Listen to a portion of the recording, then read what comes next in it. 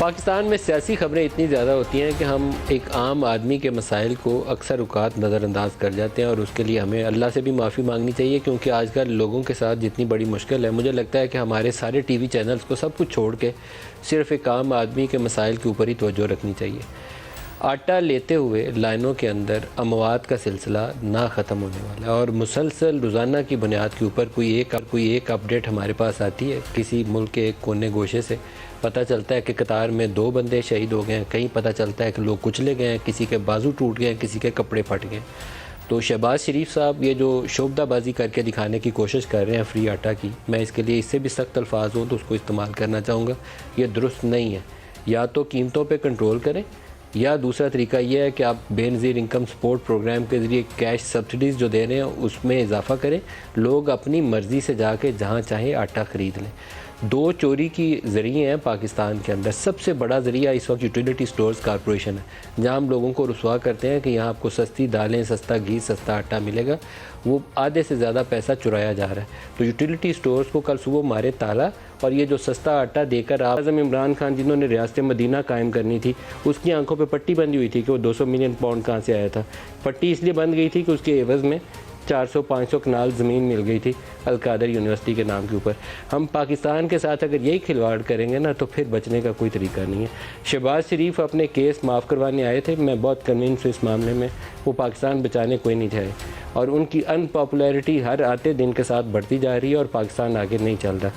इन हालात में क्या इलेक्शंस हो सकते हैं? मेरे ख़्याल में 3-4 माह के अंदर अगर सियासी क़ुव्वतें इत्तेफ़ाक़ राय कर लें तो जुलाई, अगस्त, सितंबर किसी भी दिन में तारीख़ तय करके इंतख़ाबात करवा लें, क्योंकि अभी हम इकनॉमिकली कोलैप्स कर चुके हैं। लोगों के पास रोटी नहीं है, भूखे मर रहे हैं। तो अगर ये लड़ लेंगे आपस में तो लड़ के तो ना इमरान जीतेगा तो ना शहबाज शरीफ जीतेगा, फिर कुछ और ही होगा जो हमारे काबू से बाहर हो जाएगा।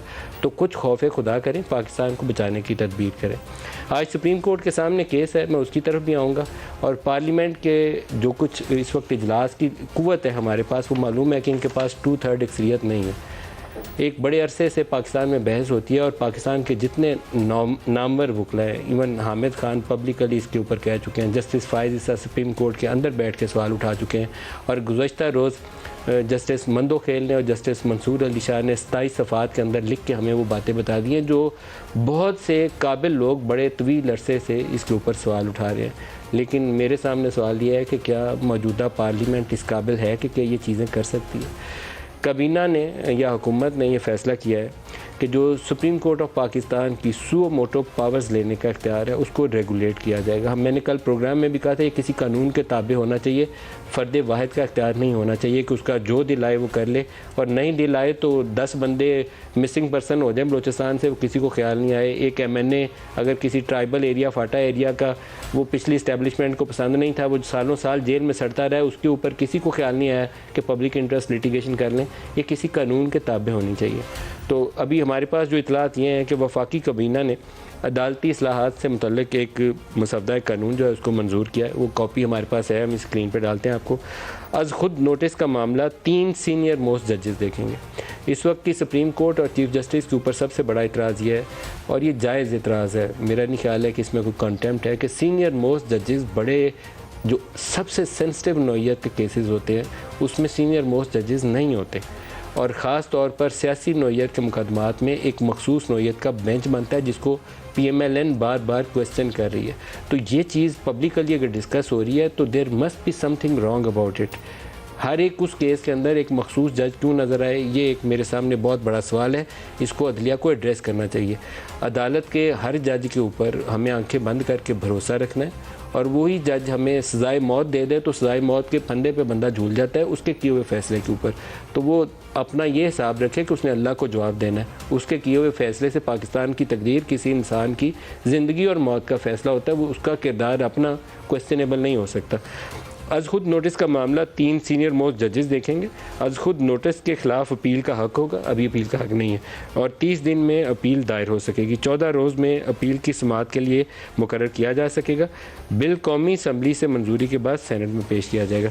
अब इसके अंदर एक कैच है, बहुत बड़ा कैच ये है कि ये आइन का आर्टिकल है 191, और 191 के नीचे रूल्स कौमी असम्बली ने तो उसके बनाए नहीं, सुप्रीम कोर्ट ने रूल सारे बनाए हुए खुद इसके। क्या कौमी असम्बली या सेनेट के पास किए हुए किसी कानून को सुप्रीम कोर्ट इस वक्त मान लेगी या इसको स्ट्राइक डाउन कर देगी। ये इंस्टीट्यूशनल क्लैश है और ये मामला सीधे तरीके से आगे नहीं बढ़ेगा। ये कुछ ऐसी सूरत हाल है कि जहाँ बहुत कुछ टूटेगा फिर शायद कुछ बेहतरी की शक्ल बने, सीधे तरीके से आगे बढ़ता नज़र नहीं आता। जो इलेक्शंस का केस है जिसमें कल हमने वो 27-28 सफ़ात पढ़े थे, उसके ऊपर आज मज़ीद आगे क्या डेवलपमेंट है वो भी आपको बताता हूँ, फिर मेहमानों की तरफ आते हैं।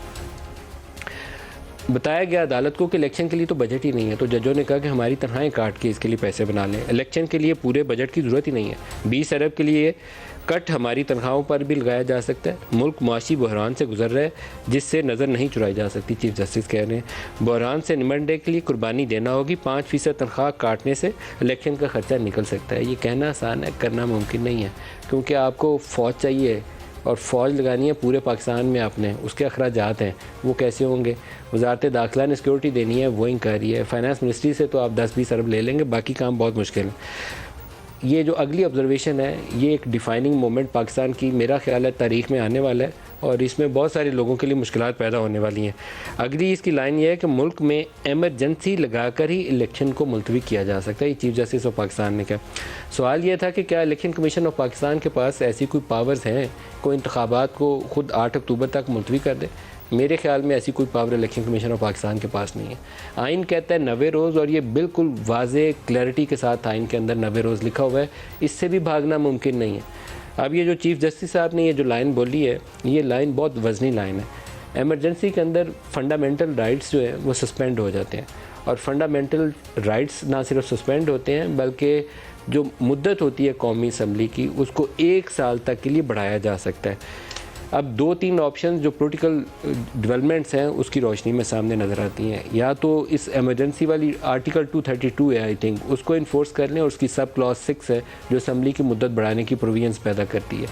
ये एक हिस्सा है इसका। दूसरा हिस्सा यह है कि Supreme Court of Pakistan Yusuf Raza Gilani की तरह शहबाज शरीफ को तलब कर ले कौमी असम्बली में और वो बोले कि हमने ऑर्डर दिया था, ऑर्डर के ऊपर आपने अमल दरामद क्यों नहीं किया।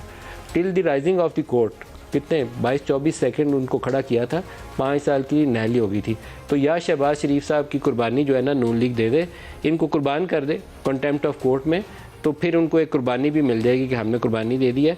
इसके अलावा मुझे कोई रास्ता नज़र नहीं आता। सीधा रास्ता कोई नहीं है, टेढ़ा रास्ता है जिसमें कुछ टूटेगा तो आगे जाएगा। या इमरजेंसी लगा लें, फंडामेंटल राइट सस्पेंड कर दें, उसमें फिर और कुव्वतें जो हैं वो अपनी ताकत इस्तेमाल करेंगी। या शहबाज शरीफ साहब को कंटेम्प्ट में सुप्रीम कोर्ट तलब कर ले और इनको नाअहल करार दे दे, फिर कोई रास्ता निकलेगा। सादा रास्ता कोई नहीं है इस मामले के अंदर। ये मैं बड़ी क्लैरिटी के साथ आपको कह रहा हूँ कि सादा रास्ता नहीं है, खौफनाक सूरत हाल है, एक्सप्लोसिव। सुप्रीम कोर्ट कहती है कि लैपटॉप स्कीम में आप 10 अरब दे रहे हैं, उससे निकाल लें।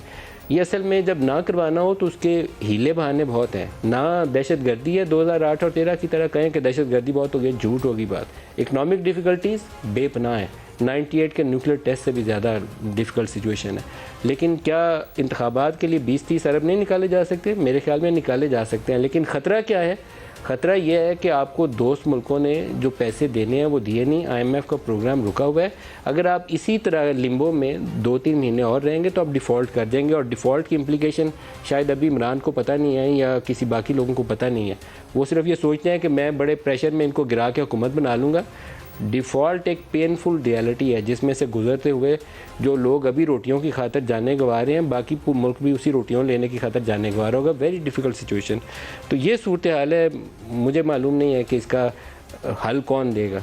एक माजी के अंदर इस्टेब्लिशमेंट इंटरवेंशन करके साथ बिठा देती थी, APS के बाद उन्होंने साथ बिठाया था, जुडिशरी के लिए ज़रिए रास्ता निकलाता था, या कोई ज़माना था नवाबज़ादा नसरुल्लाह टाइप पॉलिटिशियन थे, अल्लाह उनकी मग़फ़िरत फरमाए, वो सियासतदानों को इकट्ठा करके बिठा देते थे। अभी ये तीनों सूरतें ग्राउंड पे तो एग्जिस्ट नहीं करती कि ऊपर से अल्लाह रमज़ान का महीना किसी की दुआ सुन के कोई रास्ता निकाल दे तो निकालते। सूरत हाल अच्छी नहीं है।